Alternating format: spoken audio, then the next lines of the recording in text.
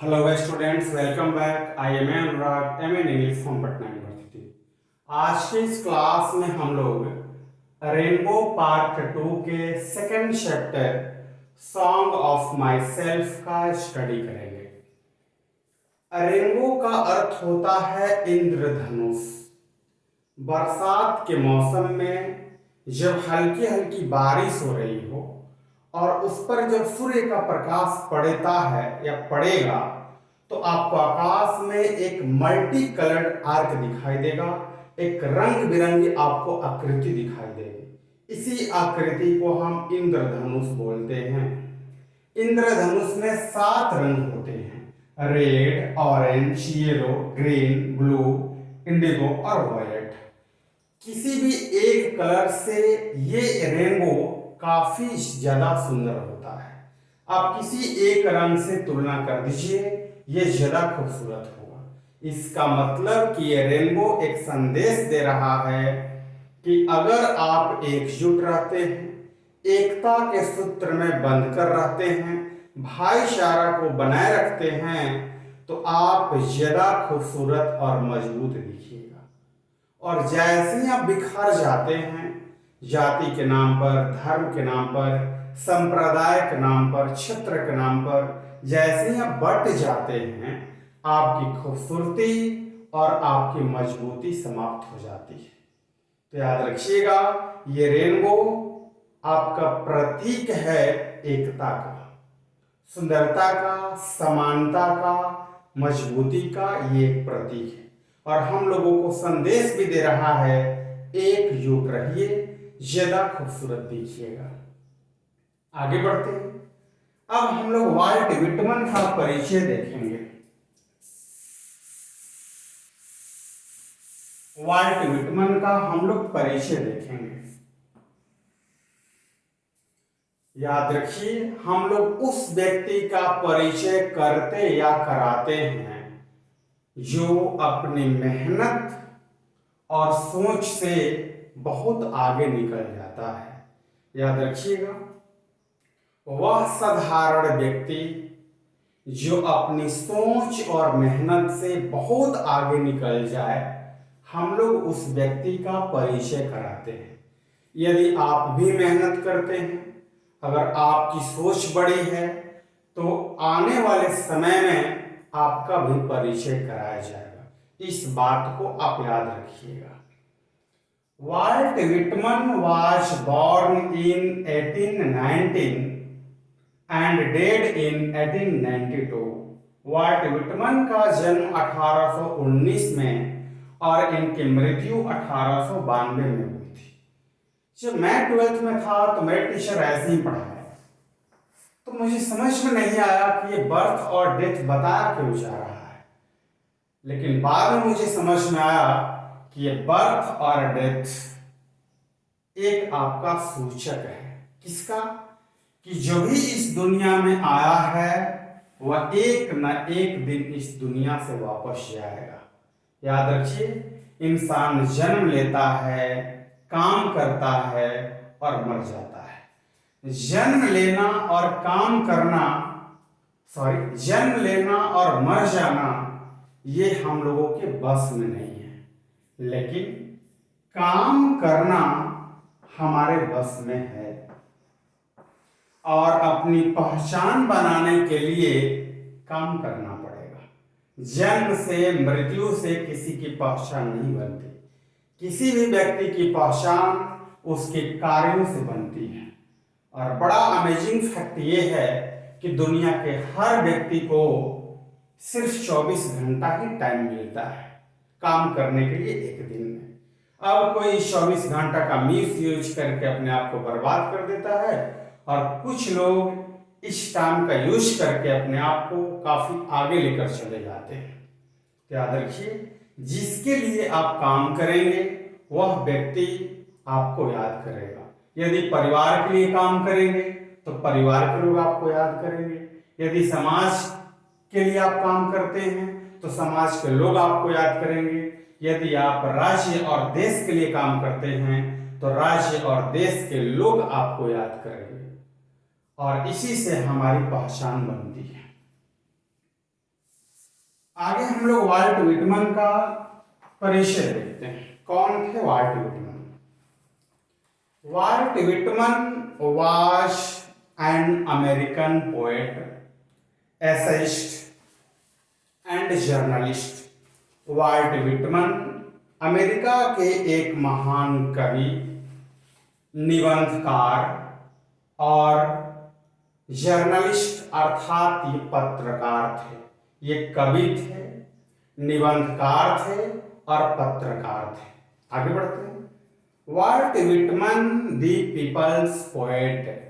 Volt Whitman को जन कवि कहा जाता है, मतलब जनता के प्रति इनका काफी रुझान था, मतलब ये जनता के लिए काम करते थे, तब तो जनता ने इन्हें याद किया।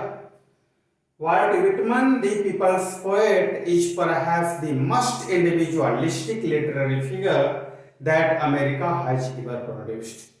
वाल्ट विटमन जो जन कवि हैं, शायद अमेरिका के पहले ऐसे व्यक्तिवाद परक कवि हैं जिनको अमेरिका ने काफी याद किया।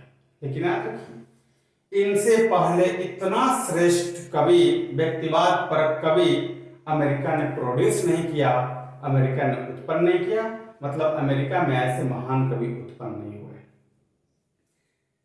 He began working as a carpenter before his 12th birthday. ये 12 साल के भी नहीं हुए थे तो इन्होंने बढ़ई के रूप में मजदूरी करना शुरू कर दिया। याद रखिएगा, ये 11 साल की उम्र में अपनी पढ़ाई छोड़ दिए थे क्योंकि इनका परिवार काफी गरीब था। ये 7 से ज्यादा भाई बहन थे, तो गरीबी के चलते इनकी पढ़ाई जो बीच में ड्रॉप हो गई, रुक गई। He also worked as a printer, teacher and editor. ये एक प्रेषक के रूप में, टीचर के रूप में, शिक्षक और संपादक के रूप में इन्होंने काम किया।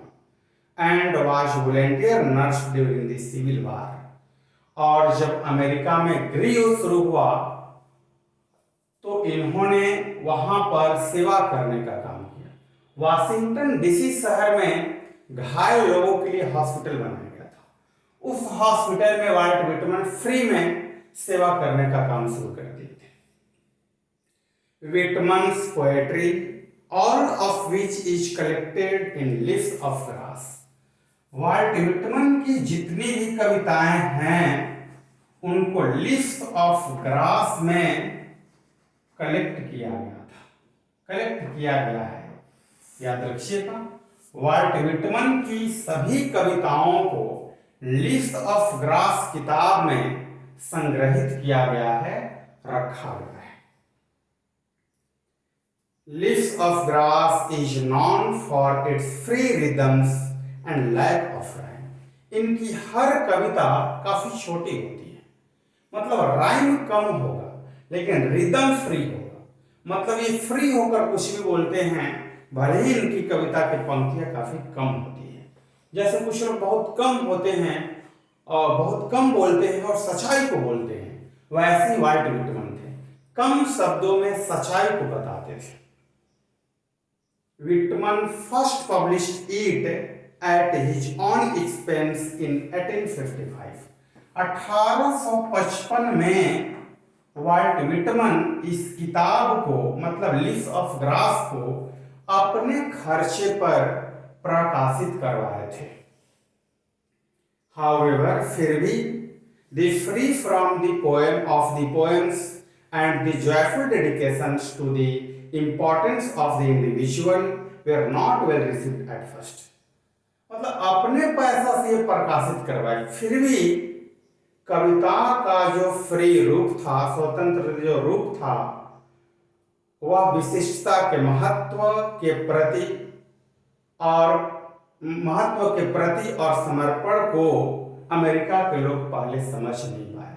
अर्थात कविताओं के प्रति जो इनका समर्पण था, कविताओं के प्रति जो इनका विशिष्टता था, उसको वहां के लोग समझ नहीं पाए क्योंकि ये फ्री फॉर्म में पोएट्री लिखते थे और लोग समझ नहीं पाए।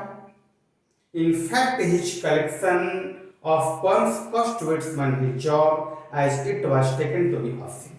लोगों को लग रहा था कि इनकी कविताओं में कुछ अपशब्द डाला गया है, अश्लील चीजें डाली गई है, इसलिए लोगों ने इनकी कविताओं को इग्नोर किया, जबकि ऐसा था नहीं। In 1881, after many editions, Lists of Grass finally found a publisher willing to print it uncensored. 1881 में कई बार संशोधन करने के बाद 1881 में एक प्रकाशक मिल गया और वो बोला कि मैं आपकी किताब को बिना काट छाट किए, अनसेंसर्ड, बिना काट छाट किए मैं आपकी कविता को प्रकाशित करने के लिए तैयार हूं। Translations of his collection were enthusiastically received in Europe. और इसी बीच इनकी किताब लिस्ट ऑफ ग्रास का अनुवाद करके यूरोप के लोग बड़े खुशी से, बड़े उत्साहपूर्वक पढ़ना शुरू कर दिए। But Whitman remained relatively unappreciated in America. लेकिन अभी भी अमेरिका के लोग इनके महत्व को नहीं समझ पाए, इनकी कविताओं के महत्व को समझ नहीं पाए थे। It was only after his death that he could win appreciation in America for his original and innovative expression of American individualism.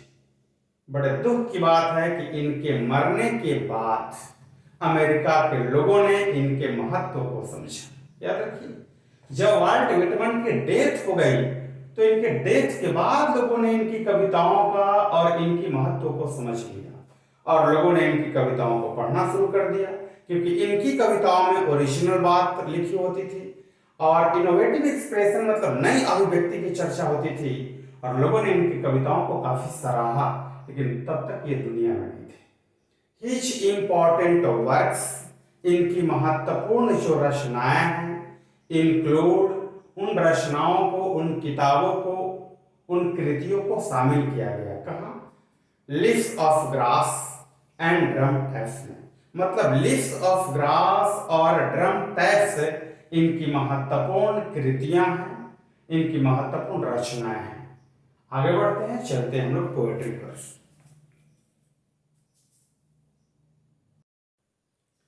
Song of my self का जो विषय वस्तु है, जो थीम है, वह है इक्वालिटी अर्थात सिमिलरिटी अर्थात समानता अर्थात बराबरी।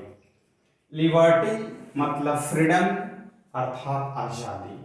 और जॉय, जॉय मीन्स हैप्पीनेस मतलब खुशी। याद रखिए, थीम का मतलब होता है विषय वस्तु। हर व्यक्ति का, हर वस्तु का, हर मूवी का, मतलब हर चीज का विषय होता है, विषय वस्तु होता है जिस पर वो टिका होता है।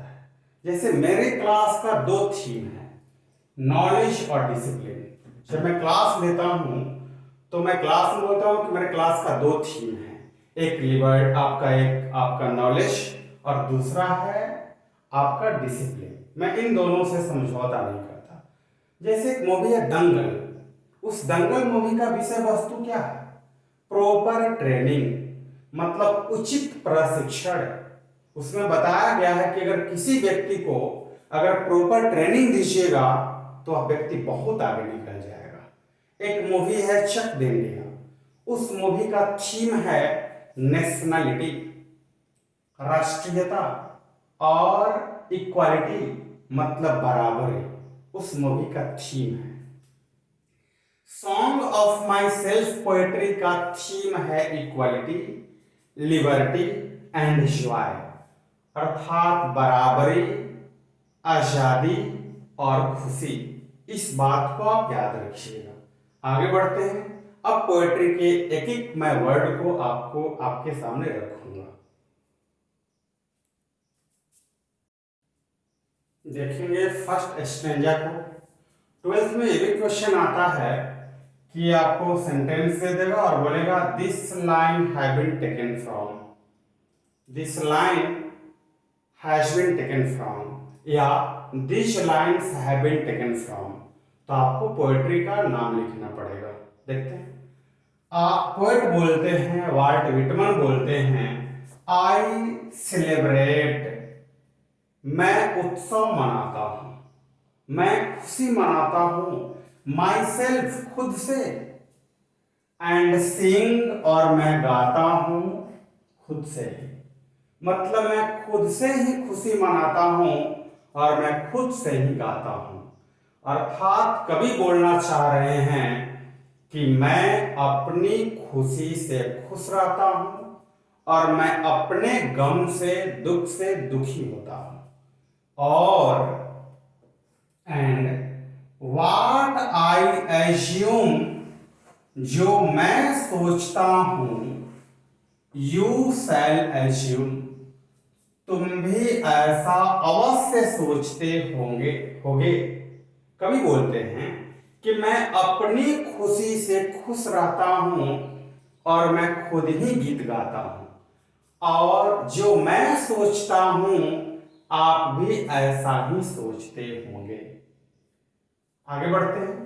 For every atom belonging to me, मेरे शरीर में जो एटम है, मतलब मेरा शरीर जिस एटम से, जिस अणु से, जिस कण से बना हुआ है, as good belongs to you, आपका भी शरीर उसी एटम से बना हुआ है।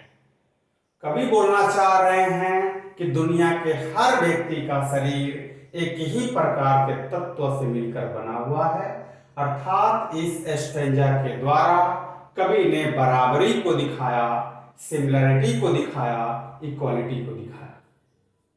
यहां पर मैं एक एग्जाम्पल स्पष्ट करूंगा कि कवि का शरीर और हम लोगों का शरीर एक ही एटम से कैसे बना हुआ है। लोग बोलते हैं कि सबका शरीर 5 तत्वों से मिलकर बना हुआ है: क्षितिज, जल, पावक, गगन और समीर। क्षितिज हॉरिजॉन, जल अर्थात वाटर, पावक अर्थात फायर आग, ये गगन मतलब स्काई आकाश, और ये आपका समीर मतलब एयर अर्थात हवा। इन सभी चीजों को आप गॉड बोल दो, आप ईश्वर बोल दो। याद रखिए, यही ईश्वर है और इसी से हम सबका बॉडी बना हुआ है। जैसे हम चलते हैं एयर से, लोग बोलते हैं कि बिना गॉड का के मर्जी का एक पत्ता भी नहीं हिलेगा, बिना हवा का इस दुनिया में कोई भी पत्ता नहीं हिलेगा, कुछ भी नहीं होगा। यही गॉड है। लोग बोलते हैं कि गॉड के बारे में सही सही जानकारी किसी को नहीं है, अर्थात आकाश के बारे में जानकारी हम लोग को है ही नहीं। जितना ऊपर जाएंगे लगेगा और ऊपर जाना है, यही तो गॉड है। आग, लोग बोलते हैं कि ईश्वर सबके साथ एक जैसा व्यवहार करता है। अब आग में अगर राष्ट्रपति जाएंगे तो भी जलेगा और एक साधारण आदमी जाएगा तो भी जलेगा। लोग बोलते हैं कि ईश्वर ने सबको बनाया है और ईश्वर कण कण में है, अर्थात बिना पानी का इस दुनिया में कोई वस्तु नहीं बनी है, हर वस्तु में पानी मिला हुआ है। इसका मतलब यही गॉड है। क्षितिज, ये भ्रम फैला देता है। आप अगर छत पर चढ़ेंगे तो लगेगा आपको कि पड़ोसी गांव, पड़ोसी शहर में धरती और आकाश मिल गया है, लग रहा है कि धरती जमीन से सटा हुआ है। लेकिन जब आप वहां जाएंगे तो लगेगा अगले शहर में, अगले गांव में, वहां से लाइफ समाप्त हो जाएगी, लेकिन ये मीटिंग पॉइंट आपको दिखेगा नहीं। यही गॉड है। गॉड और इंसान के बीच की दूरी बराबर है। आप बढ़ोगे ये गॉड भी बढ़ेगा, इसका मतलब कभी मिल ही नहीं सकता है। यही गॉड है और हम लोगों का शरीर इन्हीं एटम से मिलकर बना हुआ है। तो मैं बता दूं कि जैसे बकरी के बच्चा को बकरी बोलते हैं, शेर के बच्चा को शेर बोला जाता है, वैसे हम सब लोग ईश्वर की संतान हैं, अर्थात हम लोग भी ईश्वर हुए। और किसी को अगर गाली आप दे रहे हो, इसका मतलब आप ईश्वर को गाली दे रहे हो। तो बराबरी को दिखाया गया है, यहाँ पर समानता को दिखाया गया है। मैंने बता दिया कि कवि बोलते हैं कि मैं खुद से ही खुशी मनाता हूँ और जैसा मैं सोच रहा हूँ वैसा आप भी सोचते होंगे, और मेरा शरीर जिस एटम से बना हुआ है आपका भी शरीर उसी एटम से बना हुआ है। आगे बढ़ते हैं। इस स्टेंजा में पोएट बोलते हैं, आई लव लोफ का अर्थ होता है इधर उधर घूमना, ये वर्ब है। और यदि वर्ब में आर या ई आर हम लोग ऐड करते हैं, जोड़ते हैं, तो वह नाउन बन जाता है। जैसे राइट, लिखना, या जोड़िए राइटर, लिखने वाला व्यक्ति अर्थात लेखक। Read, reader, speak, speaker. वैसे ही लोफ से बनता है लोफर, मतलब इधर उधर घूमने वाला व्यक्ति। पोएट बोलते हैं आई लोफ, मैं इधर उधर घूमता हूं। और इनवाइट, मैं आमंत्रित करता हूं, बुलाता हूं, सुनता हूं। माई सोल, अपनी आत्मा को, मतलब मैं इधर उधर घूमता हूं और मैं अपने दिल की बात सुनता हूं, दिल को आमंत्रित करता हूं। अर्थात कभी ये बताना चाहते हैं कि मैं अपनी अंतरात्मा की आवाज सुनता हूं, अंदर की आवाज को सुनता हूं और मैं आराम से काम करता हूं। आई लीन, मैं झुकता भी हूं। ये झुकना पॉजिटिव और नेगेटिव दोनों सेंस देता है। यदि बुरा आदमी के सामने आप झुकते हैं तो नेगेटिव, और अच्छा आदमी जैसे पेरेंट्स हो गए, आपके टीचर्स हो गए, सीनियर सिटीजन हो गए, तो उनके प्रति आपका झुकाव है, तो ये पॉजिटिव सेंस दे रहा है। कभी बोलते हैं कि मैं झुकता हूं, एंड लोफ, मैं इधर उधर घूमता हूं। एट माई ईज, अपनी सुविधा के अनुसार।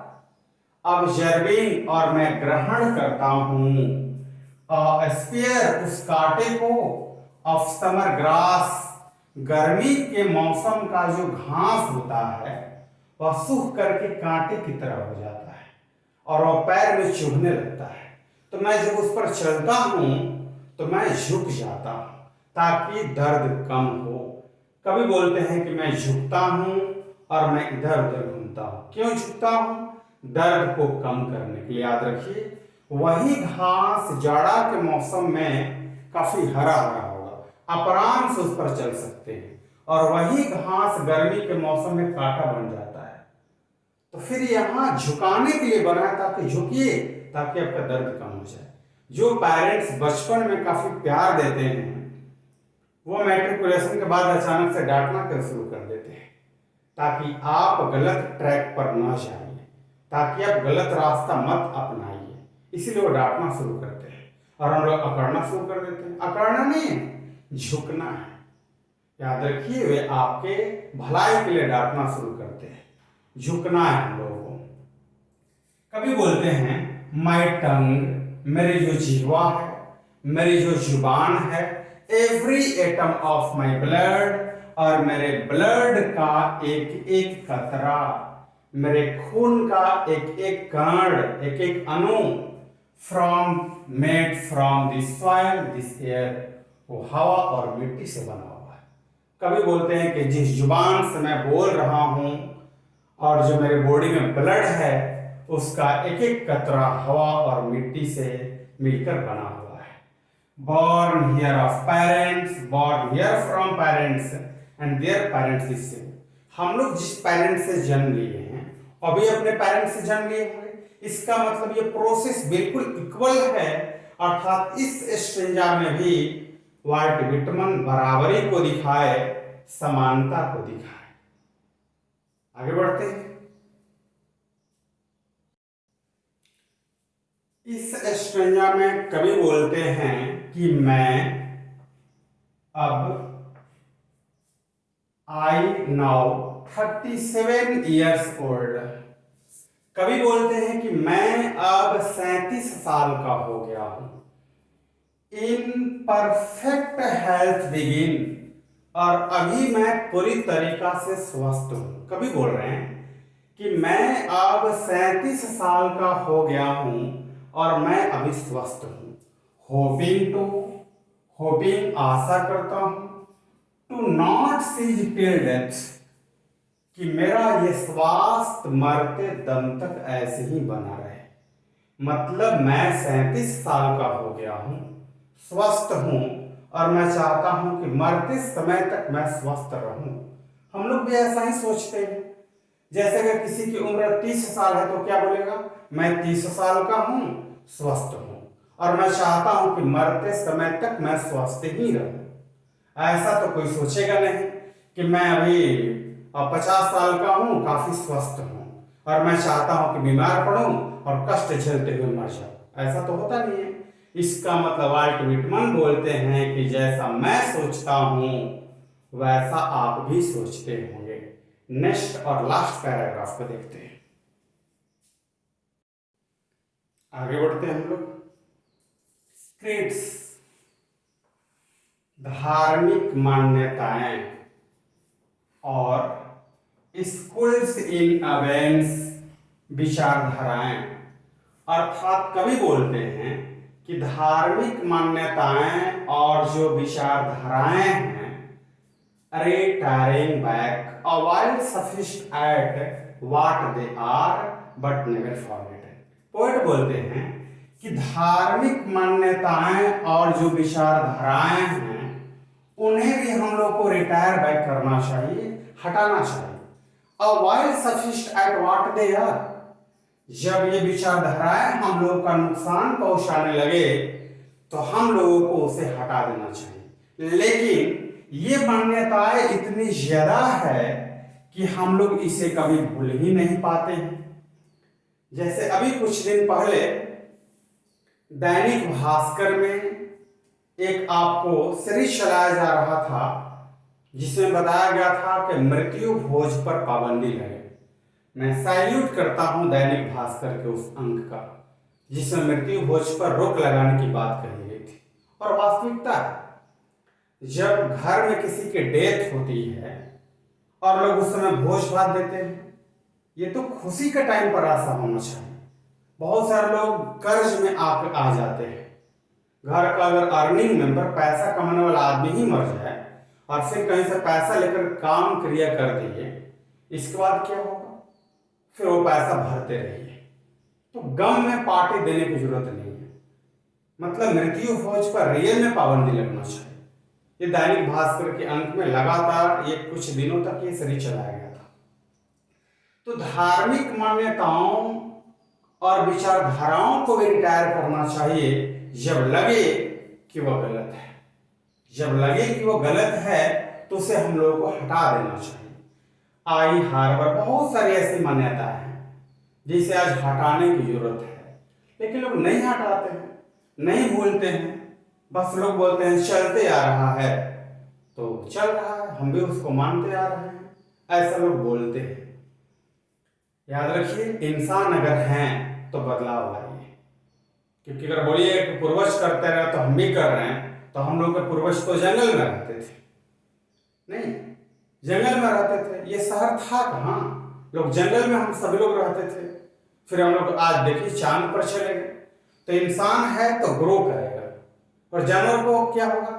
कल भी जानवर उसी स्थिति में था और आज भी उसी स्थिति में है। इसका मतलब जानवर में बदलाव नहीं होता, बाकी इंसान हमेशा बदलता है। आज फ्रिज बना, आज अगर सिंपल पंखा बनाया तो अगले दिन कूलर बना, अगले साल कूलर बना, फिर आगे चल करके वैसे ही बना दिए। ये इंसान करता है। और जानवर को क्या बोलेगा? अरे ये होते आ रहा है तो घास चरते रहो तुम भी।